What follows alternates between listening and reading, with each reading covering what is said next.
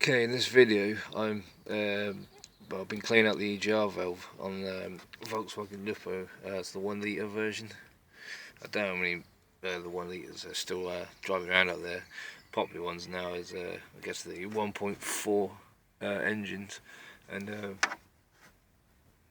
the small difference being, not sure why, but the on 1.4 engines the valves seem to be at the front here and easy removal and clean.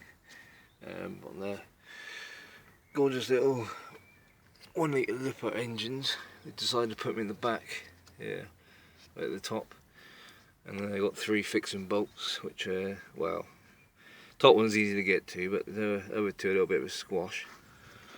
Well, I'll show you where the bolt is located anyway. So we look down the side, there's one just there, and these are 5mm leaky heads, or hexagon heads if you like. And then there's one just down this gap down here. I'll show angle the camera. One just there, and then the absolute pain in the ass one is just down the back here. I'll angle the camera. You can just about see the bolt head just in the gap between the between that bolt and this bolt here, between the gap there at the back, just about to see the